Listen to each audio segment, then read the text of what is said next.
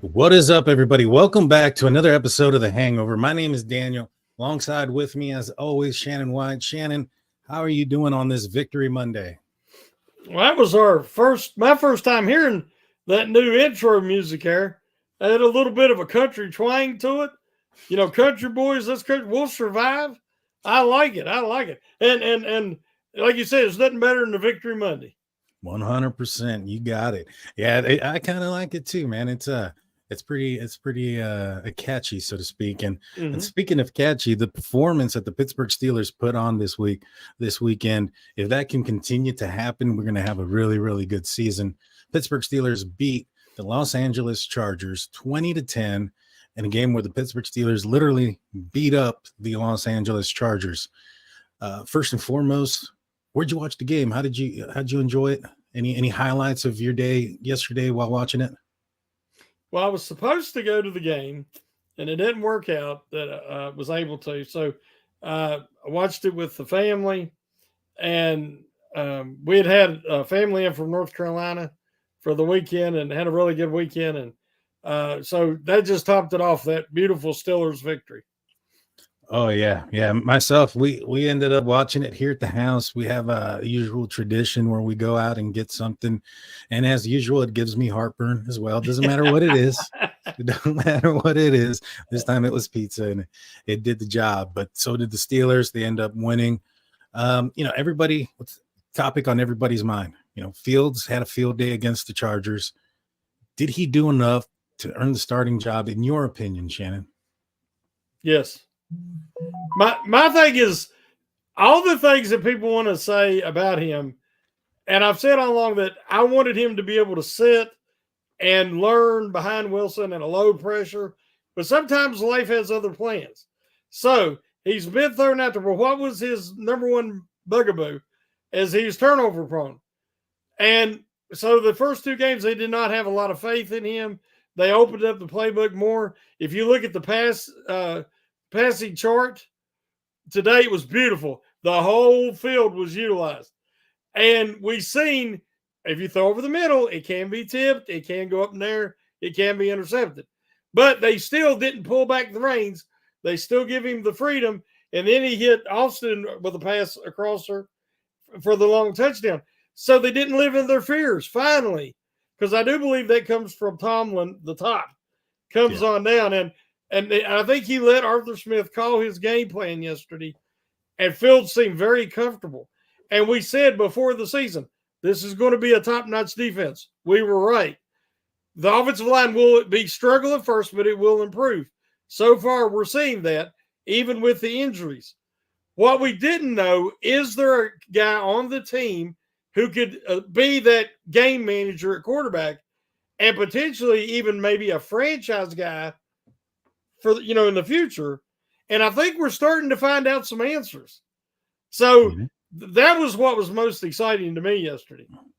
Yeah, I really do echo a lot of what you're saying. For me, I think he's done enough. I think that's it. QB is here. And if he continues in this trajectory, get him a contract at the end of the year to keep him longer. This guy has all the flashes, all the intangibles. He can do everything. And you're right. The only thing that was really affecting his game up to this point had been the turnovers, sometimes even the sacks. And what I saw about his performance yesterday that really instilled a lot of confidence in me and to the kid was the fact that the way Los Angeles was attacking him, they weren't letting him run around. They weren't letting him get around outside of the edges. He had to stay in the pocket, and he had to do it with his arm, and he was able to do so. Had, I think, at one point 10-10 on completions, which is amazing. He had the one turnover, which, it was probably not the greatest or the smartest idea. However, that ball definitely had an opportunity to get smacked down by Najee Harris. It didn't happen. It ended up being the turnover. Defense bailed him out. But what I really liked about the Steelers after that is that they didn't tuck their tail in and turn into, check down Charlie or turn into a conservative offense. They continued, and even in the third quarter, it seemed like now they're playing to win instead of playing not to lose. And I truly enjoyed it, and I thought that was the next step in this young man's career. And I think that's it. I think he's number one from here on out. Russ, I was looking forward to seeing what he had to do. I thought there was that opportunity, but he's just not there yet. And, I know there's a lot of speculation out there that maybe perhaps the Pittsburgh Steelers were doing this on purpose, but I've heard a lot of insiders that have seen him practice, and he's not moving the same. So he's definitely hurt. And so, what's the next move or next step? What do you want to see next out of Justin Fields in these upcoming games? I was so impressed with his composure. After the game, he said it himself. He said, "I'm more confident and more comfortable by the week." And they showed multiple times. Tony Romo pointed it out 2 times in the game that he went to his third progression. He would start looking to his right, and they had taken that pass away. He'd come back to his left, and then he actually completed the ball over the middle. And he was putting really accurate throws in there and had some zip on that ball, as we've seen. He's got an excellent arm. If he can progress, I mean, right now that's not his strong point, but I obviously don't think you could say it's his weak point either right now, because he did settle in that pocket. When he had protection, he stayed in there and went through his progressions, and oftentimes went to his second or third read. We did not see that at all in week 1. And then we've seen maybe a couple times in week 2, but the second half was so discombobulated that, so this week we actually got to see that he does have it in him. And now I think that if they could get some health, there's so many injuries on both sides of the ball, but the offensive line is not even, they have not had their line together yet this year. Obviously the plan was not to have Spencer Anderson starting. Mm-hmm. And Fautanu to be out for the year. I mean, there's just been, it hasn't even been a perfect environment, Daniel, but he's still flourishing. Yeah. That says a lot. I agree. And you also have to take in consideration the wide receivers outside of George Pickens and what he was able to do with them. He made them look very good this past weekend, or they made him look good, one or the other. But Scotty Miller came up with a huge third down pickup. This was, the Steelers offense had been sputtering early on in the game, and this is what led to the first score up for the Pittsburgh Steelers. And I think that third down play, if he gets tackled there, it's 4th down, it's a field goal. It's a different feeling, going into the half 10-3 versus 7-10. And, I thought he played very well. He was constantly getting open. So was Calvin Austin. Do you think that the Steelers still maybe need that wide receiver too? I think it's one of them things it would be nice to have. I think if the right opportunity presents itself, I don't think that they're right now that they're desperate to get that guy. Mm-hmm. I think they, again, we got to remember Roman Wilson, even though he was cleared Friday, he was still inactive. But I think with a full week of preparation, we might finally get to see him this week. I think Roman Wilson can be a guy who can be a main contributor, especially with his blocking ability. And we know that some plays that had a potential in the first 2 games to be bigger runs and bigger plays, Vance Jefferson missed blocks. Calvin Austin, who's really diminutive, he had trouble completing his blocks. So Roman Wilson is a really good blocker. He's got a little bit of that Hines Ward in him. So I think we're, right now the Steelers aren't desperate. But if, one of these teams right now, we're seeing some bad football tonight. Mm-hmm. One of these teams fall out of playoff contention, and they might be looking to move some guys, and they might have a nice wide receiver too fall in their lap. That is true. I think the reports early on was that at some point this year that the Pittsburgh Steelers were confident that they were going to land a wide receiver before the trade deadline, and that's quite a bit of ways away from now. And speaking of Roman Wilson, he was a healthy scratch this weekend. I think a lot of it had to do with the fact that Steelers needed to get another defensive lineman out there, expecting a lot of the running game from the Los Angeles Chargers. I think that after Van Jefferson's injury, I think they see the need to have him out there. I think he's going to address this upcoming week. And I'll say this, after Calvin Austin scored his touchdown, he went on to the sideline and he was, doing his, yeah. And he came up to Roman Wilson. And, I thought those guys were about the same size, but they're not. Roman Wilson's significantly bigger. Oh, yeah. Than He's Calvin more Austin. Hines Ward size. Yeah. Yeah. And so I'm excited for him to finally make his Steelers debut. He's been dealing with the injury, and you kind of touched on this a little earlier. Pittsburgh Steelers have had quite a bit of injuries these last couple of days. Update Troy Fatuanu ended up having he's going to be out for the rest of the year. Now there's reports that he can make a return if the Pittsburgh Steelers make the playoffs. But the Steelers make the playoffs and everybody's healthy and they're playing well. I don't think you want to mess up that and towards that end of the year. But apparently he had his kneecap dislocated, and this was one on the opposite leg that he had injured in preseason. Mm-hmm. Is there any concern on the potential injury prone status that maybe be following Fatuanu now because of these knee injuries, or do you think this is just part of the game and hopefully he gets them out of the way now and we won't see these anymore? Well, he had been flagged in the pre-draft evaluation process. And one of the reasons they said he fell to where he did, where the Steelers could get him, was because of a knee concern. And it could have been, you don't know, loose particles or maybe a little bit of a loose joint. And but I don't know which knee it was. They don't really give out that information readily. But this is nothing. Dislocated kneecap can happen to anybody. They'll go in, clean it up. If there's any damage that needs to be repaired. It's a tough break. I'd like to see him be utilized this year because he's definitely a very talented young man. But better it happens now and get there. Just kind of like with Corey Trice. We seen, he missed all last year, but he's contributing this year. He goes, his injury he has right now is not a knee, thank the Lord. But same thing with Fatuanu. I think he's destined to be a really good starter with the Steelers if he has any injury luck moving forward. And I don't think this means he's injury prone. Let's put it that way. Yeah, no, I agree. And that's what I'm hoping for as well. Get both knees taken care of. If there's some stuff you got to go in there and clean up that maybe you were planning on doing after the end of the season, go ahead and do it now. Yeah. Yep. Knock all that stuff out and come in strong.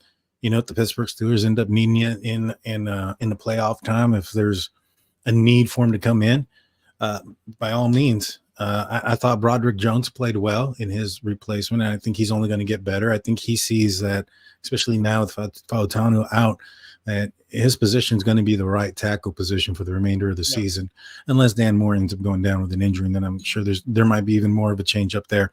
But this is going to be his position. I think he's accepted that on a short week with short notice being the starter. I thought he played well. We didn't see 3 penalties in 6 plays, so that was another plus. He really, Joey Bosa had the misfortune to line up across from him because we seen a different Broderick Jones. He was not happy. He had to talk about and answer questions and all week long about that terrible series. And from the opening, his punch, his physicality, everything looked different. And I was concerned about those pass rushers. Now, Moore struggled with Mack, but Bosa, he got hurt really early in that first drive. But part of the reason why is because Jones planted him. Mm-hmm. Jones really, as you say, had a bounce back performance. Yeah, I think so as well. And there was more swapping around this time at the left guard position. Spencer Anderson and McCormick end up having some time with each other or playing the position. Najee Harris had a lot of positive things to say about McCormick. If Samuelu was out this week, we're already seeing a transition, getting McCormick more in there. We've seen the running backs talking about his ability to block, especially in the running game.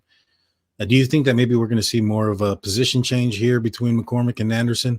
Or do you think that Anderson did enough to keep his job this week if Samuelu's not back? Because there's a good chance he could be. Yeah, hopefully he's back. I thought that Anderson, he left the game for a little bit, and they brought in McCormick. But I don't think it was performance. I think he was injured because he limped off the field. I think he was dealing with he tweaked something. I'm not sure, but he was able to come back. If you watch McCormick is a beast. I think he's going to be such a good player. I've said before, I think the Steelers got 3 starting offensive linemen out of this draft, which is incredible. But McCormick is very raw. If you watch, go back and watch. McCormick is either bulldozing guys or looking for somebody to run over. He's like a rhinoceros. But his technique is not clean. And there was a couple of times he whiffed, totally whiffed. I love that intensity. I love the physicality, but he's more apt to blow an assignment and blow up a play, a big play, let's say on 3rd down. You go to McCormick if necessary. And the more experience he gets and the more practices, and they're working with him, and he's going to clean that up. But he did come from a FCS school. So I would stick with Spencer Anderson. He's more clean in his technique. I think he's more reliable. And I think he played some of his best football yesterday when he was in the game. And I fully expect him to start again if Samalu can go. But we're really, really close. And if we can get Samalu in there to line up next to Frazier, who, again, as I've said, and I'll say it again, was our best lineman by far yesterday. Frazier is the real deal, guys. And if you get him, Samalu, and Daniels all working in unison, man, that interior line's been improved this year. It's going to be even better when you get those 3 guys back. I couldn't agree with you more. I'm super excited for the return of Samalu. And I say that the possibility of him returning is I think it's high. The Steelers ended up not putting him on IR for a reason. If he was going to end up taking 4 games off, then they would have put him on IR. They didn't. So I think they anticipate to have him this week and at a better time because the running backs, they seem to be going down and they're going to need somebody to end up opening holes for them. We're going to talk about that and much more after the break. So please don't go anywhere. We'll be right back after a few moments.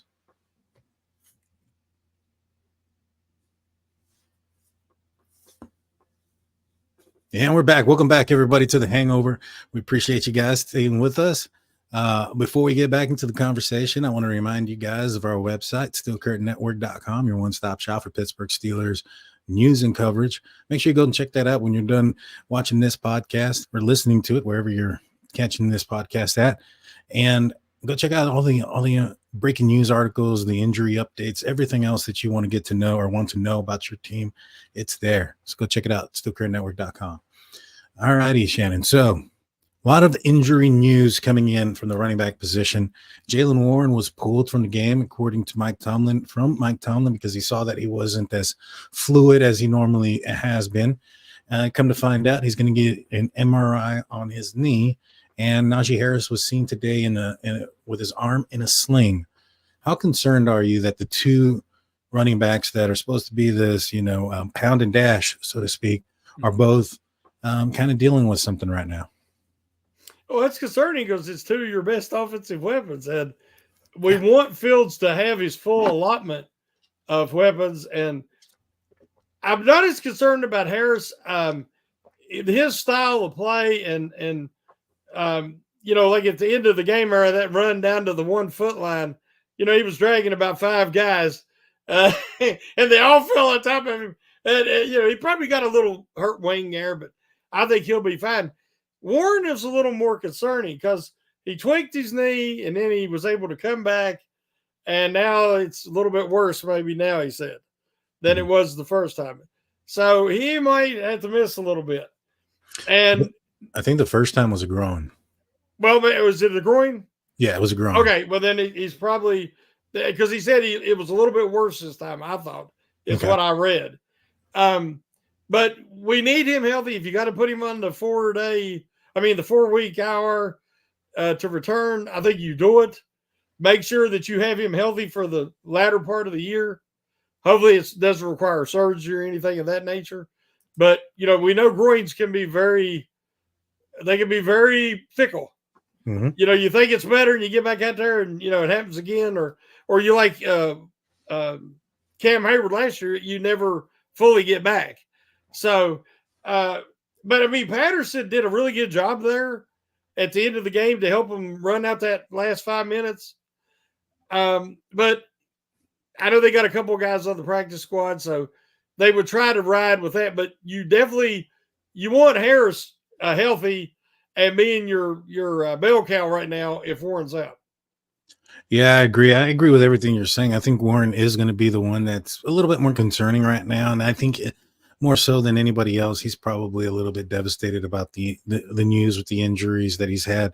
But these are all so far. I mean, we haven't gotten the results yet of the MRI, but it didn't sound like it was anything too serious. So at the end of the day, these injuries that he's dealing with are either going to, and well, he's going to have one or two things. Either he's going to let it heal or he's going to come back early and they're going to nag. Either way, he's going to miss some time. Might as well get healthy all the way. Mm-hmm. We saw, like you mentioned, Cam Hayward, who by the way, this year is unbelievable. This last game, he made a tackle through the guard. Oh, he took on the tight end, which was a joke. I couldn't believe. I said, that tight end, that's like Calvin Austin trying to block TJ.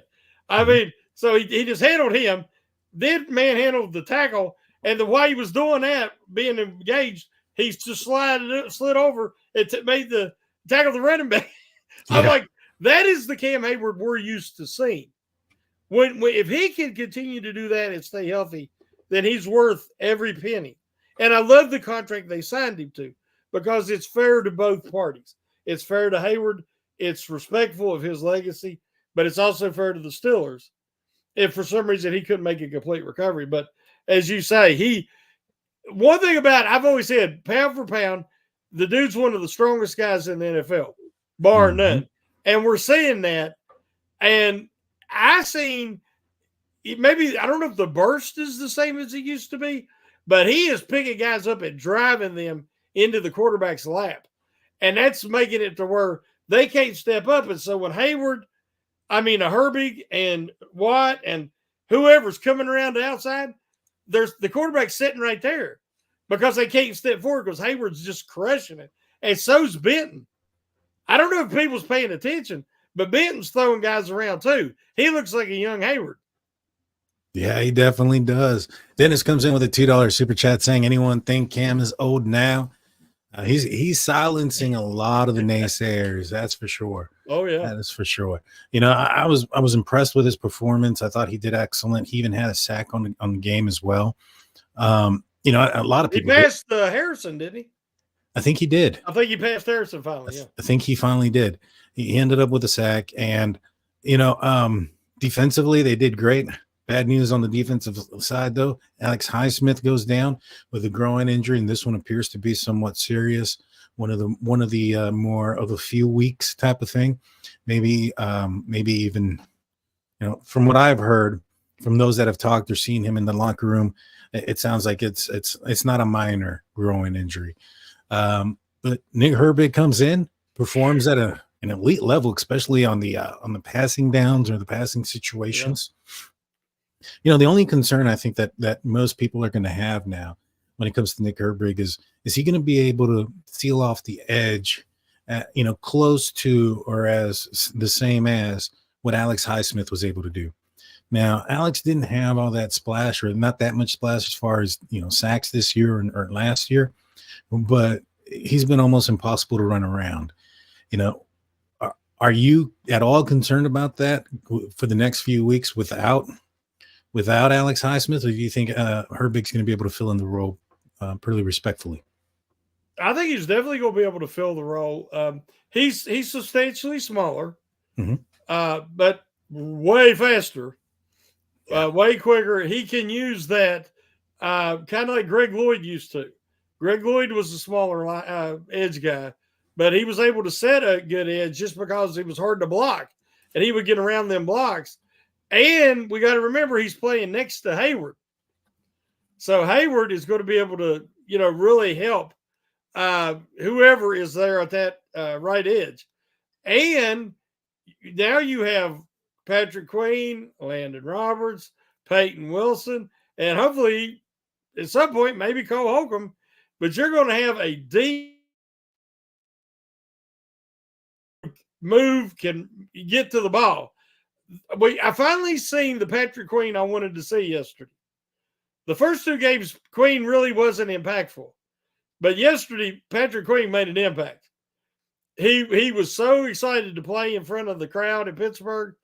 He was aggressive. He was to the ball. He was laying licks on people. He opened the game with that huge hit. I don't know if you remember, but the first hit of the game was when he laid that running back out, Dobbins. And that's the Patrick Queen we've all been waiting for. Yeah. No, you're absolutely right. When I saw that first play, I was looking forward to seeing some replays on it. I wanted to see that. That was I was like, come on, man, show the replay on that. My wife missed it. I jumped up and I'm like, yeah, that's what we're talking about, right? Because I was excited throughout this game. I was ready. I knew this was going to be a hard-nosed football game, and I knew that the Steelers were going to go out there and make a name for themselves. And I got excited right off the bat. That was the tone. He had an opportunity to make that interception. It kind of went through his arms. But overall, like you said, I think his presence was there. He was a presence on the field. And I think that he's starting to understand this defense and where everybody else is at and what they're doing. I'm really looking forward to what he's going to be able to do.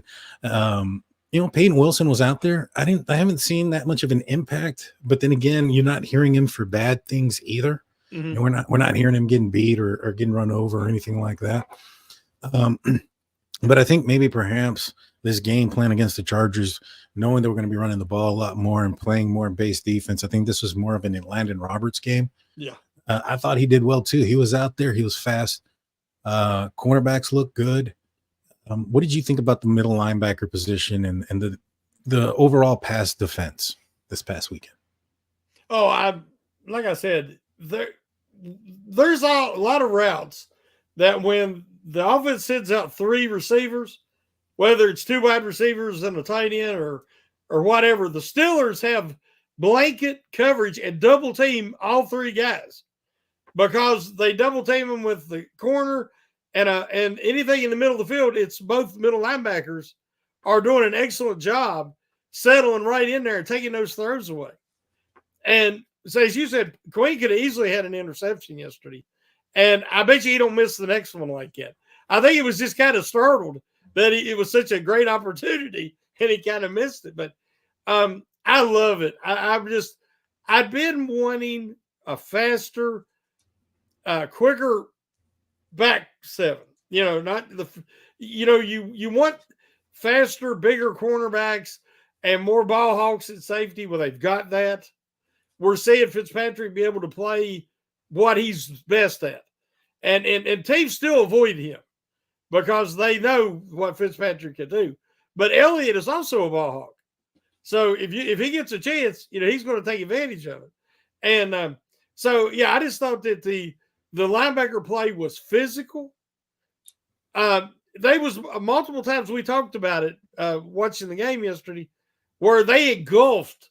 Like TJ come around and made Alt look bad on that one sack. And when Heineke had to come in, and he just engulfed him. He put them, kind of like when Jack Lambert used to tackle people. Yeah. That condor wingspan and just wrap up. Well, Queen did that earlier in the game to the running back. And it just wrapped him up, and the guy just disappeared. I love just hard-nosed, physical, fundamentally sound football. And we're seeing that this defense is dominating all the time, but especially in the second half. This defense is just shutting people down. Oh, yeah. The second half and each of these games have been stellar performances by the defense. Nothing better than this last game. Wes brought it up a little earlier. -5 yards in the second half for total offense for the Los Angeles Chargers. And, I mean, if you're going a little bit further, J.K. Dobbins had less than a 3-yard average, I think 45 yards total. He was averaging 9.9 yards per carry going into this game.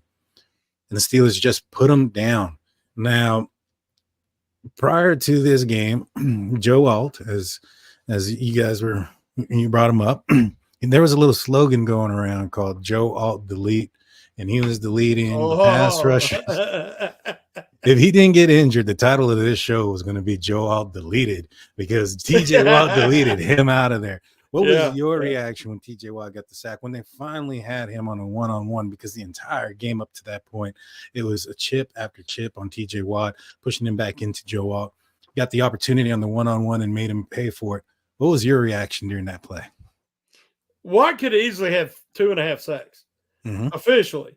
He had one play where he made all look bad early, and like I think it was the first or second series, and he hit Herbig right when he let go of the ball, and then they're like, "Uh-oh." So as you say, then it was chip, chip, chip.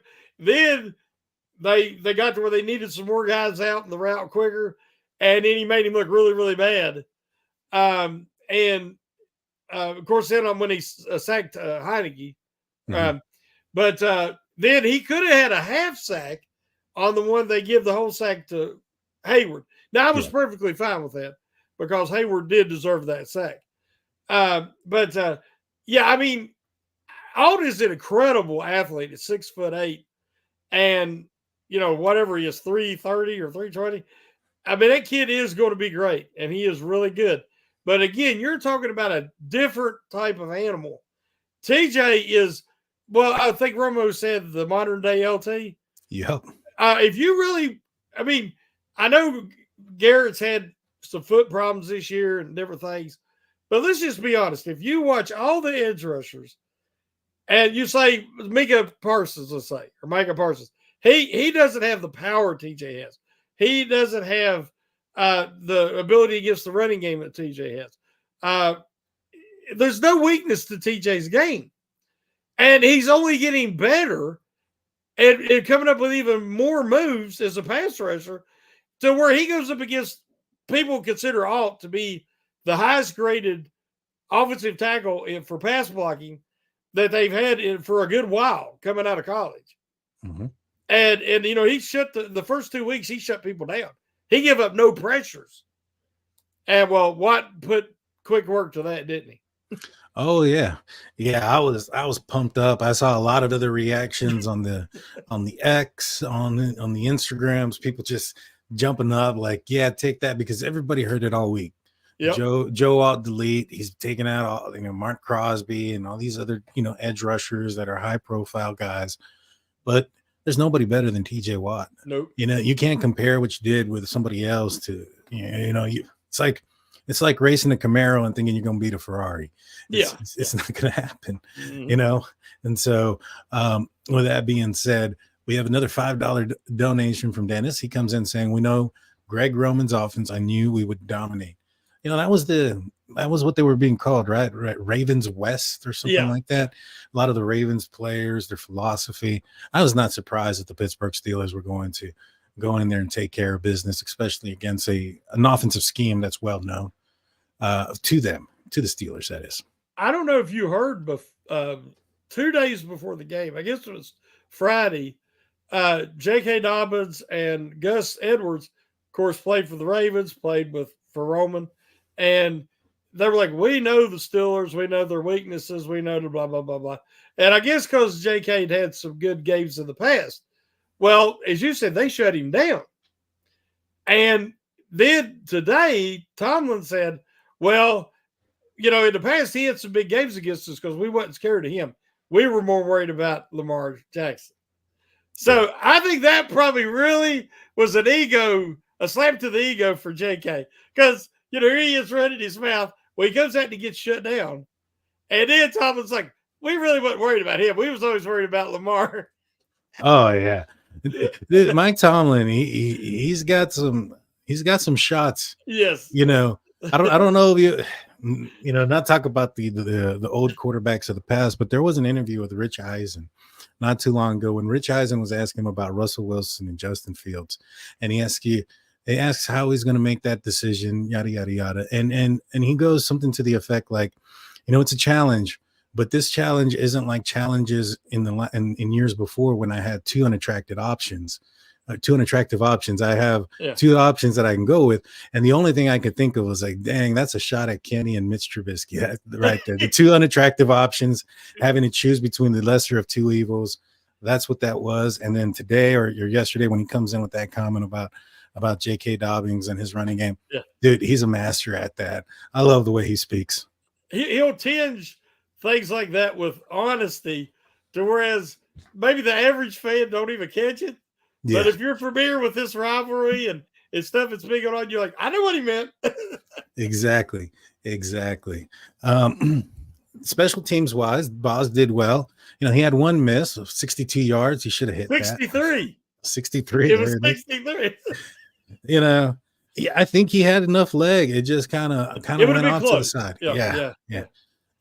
I thought he did well. My only thing is he went into the locker room pretty quickly after that. And I don't know if you noticed, but the other kicks he had weren't right down the middle anymore. No, they weren't. So I was a little bit concerned about that. I saw that happen. But he ended up making the rest of his kicks.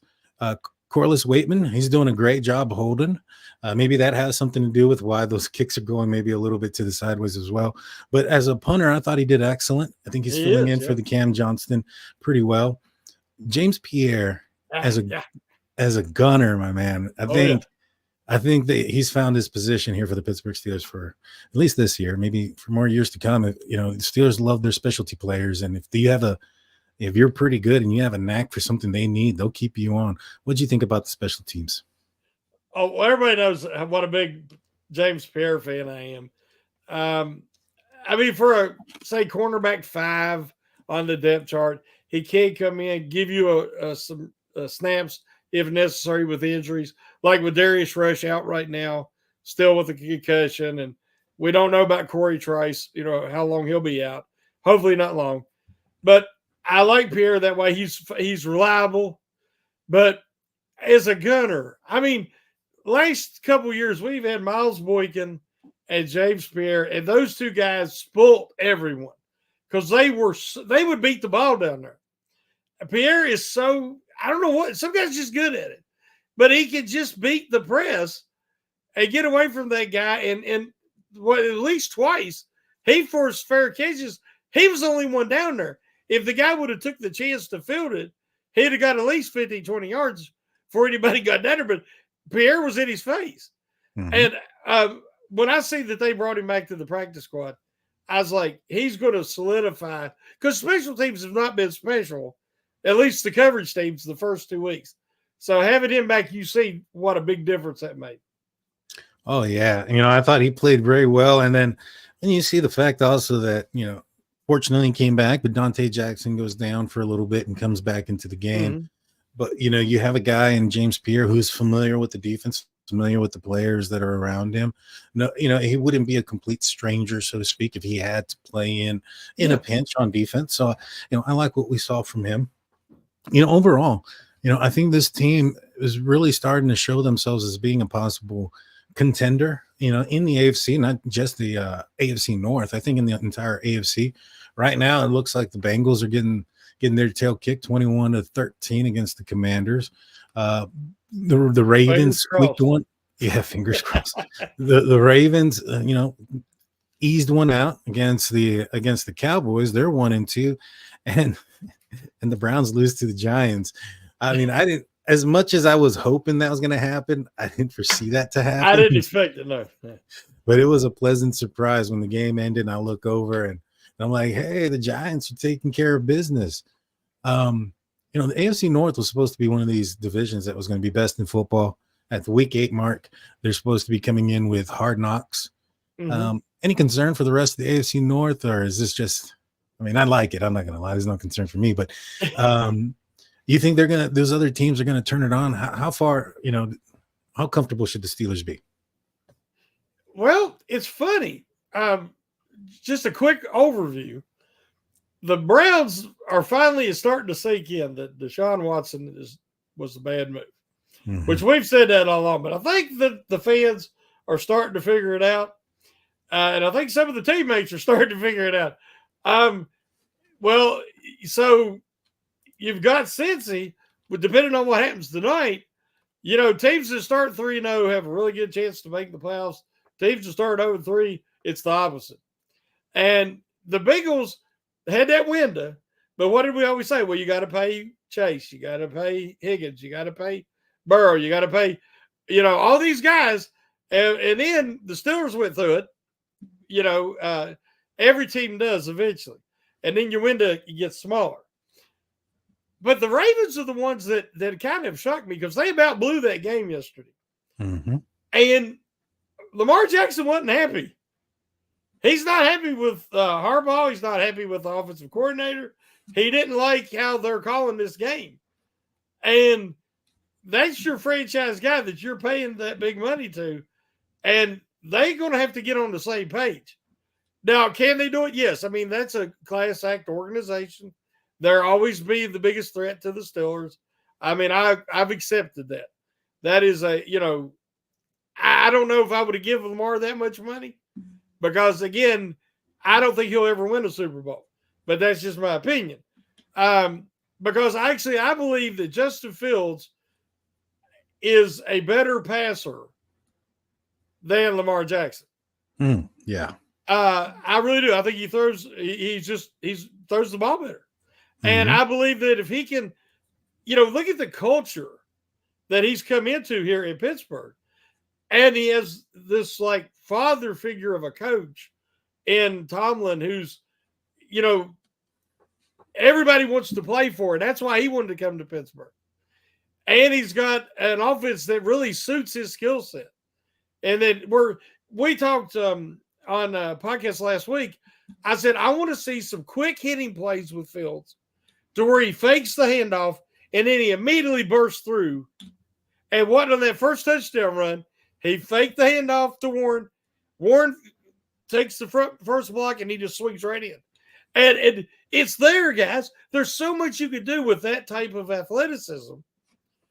And so, in my opinion, the Steelers' arrow is pointing up, and everybody else in the division is pointing sideways or down.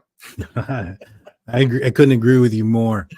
I think when it comes to Justin Fields, I think the difference is confidence. I think he's got confidence in the coaches around him. I think the coaches around him have confidence in him.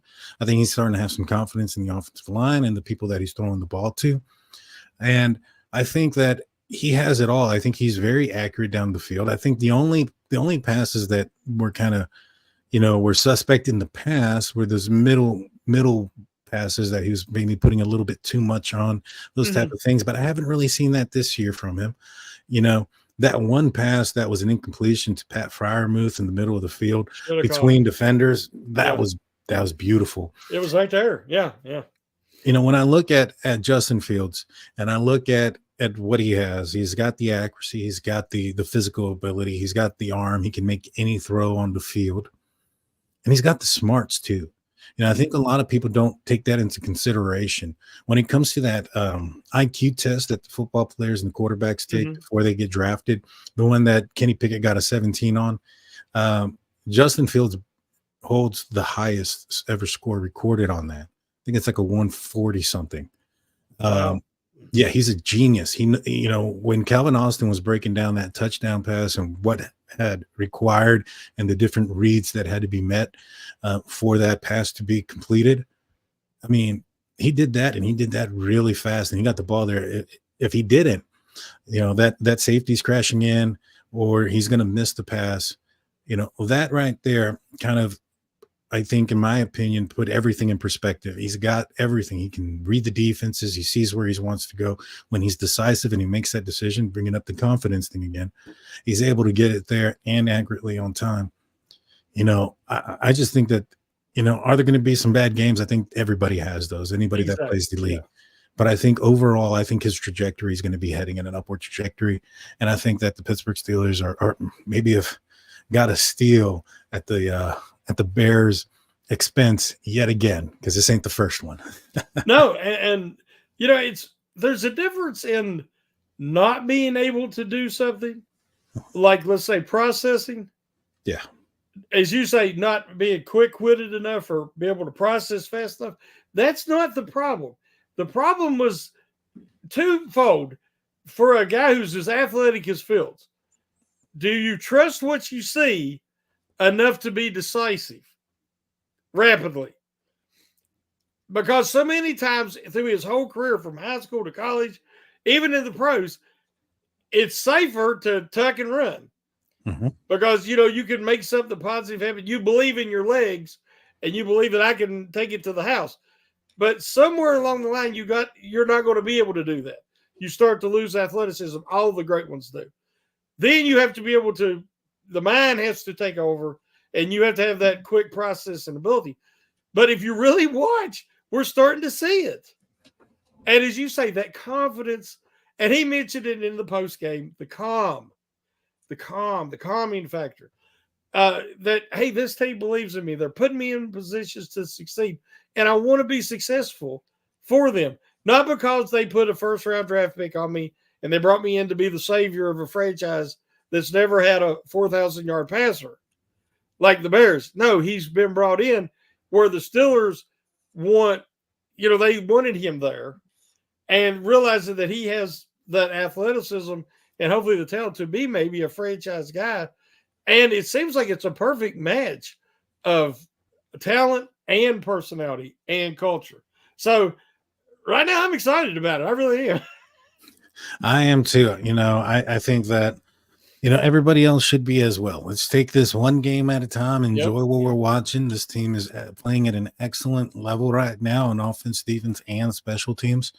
I mean, this is the most complete team I've seen in a while. If everything continues, and this is what it appears to be. I think they have an offense that can score and hold on to the possession of the ball. I think they have overall in every game thus far have controlled the ball in possession, have time of possession in their favor. And I think that's one of the things that this defense needed, just some breathing, sometimes to breathe. Years behind in the past, it was 3 and out, 3 and out, 3 and out, and them constantly on the field. And so now they got an offense that can be complementary to this defense that, in my opinion, is a championship defense. And the defense rose up on that interception, and they did their job. See, in the past, if the Steelers turned the ball over, it seemed like the defense didn't even show up. They just let them go right down the field. But I think because the defense is better, if you have a great defense, you should not be conservative on offense. Mm-hmm. I think that's something that people always want to put together. To me, if you got a great defense, look at Cleveland last year. They had a great defense, and they let Joe Flacco just wing it. He was throwing it all over the place. He'd have a game, he'd have 2 interceptions and 4 touchdowns. You see what I'm saying? Because they did not go conservative. I think if the Steelers of the 70s with the great Steel Curtain, Bradshaw still throw 2 or 3 interceptions every game. But they didn't turtle up. They stayed aggressive and realized, hey, our defense will pull us out. And then our offense can make a big play. So I'm hoping that we're seeing a shift in the mindset of Tomlin, and to give Arthur Smith, a little more rope, and they can trust Fields a little more. And because with the defense like the Steelers have, you score 20-some points a game, you're going to win most games. Oh, yeah. Yeah, with this defense, if you score more than 15, you might be winning those games. Yep. Well, guys, it's a victory Monday. I appreciate everybody that's tuned in. Please hit that like and subscribe. Before we let everybody go, Shannon, you got any final words? No, like I said, I know everybody, and I agree, it's early. We're 3 games in, but let's just judge everything on what we've seen thus far. And it's encouraging, and it's something that we should all be excited about. And we just need to, I don't know, I think we need to get Joe Boo and get a bucket of KFC chicken and some rum, and maybe, hopefully we get some good luck on this injury front, because it's like every week it's just multiple guys are getting hurt. And right now that's the biggest concern I have is it just seems like the injury bug's biting right now. Yeah, I agree. And by the sound of it, don't seem like any of them is going to be anything too serious outside of the Fautanu one. That's going to be, all the other ones don't seem or appear to be, season ending. These are kind of going to be those soft tissue stuff that the Pittsburgh Steelers seem to have year in, year out. Kind of seems like a little bit more this year, but, got to give it up to that new strength and conditioning coach. But I appreciate everybody for tuning in. You guys have a great night. Shannon, take us out, my man.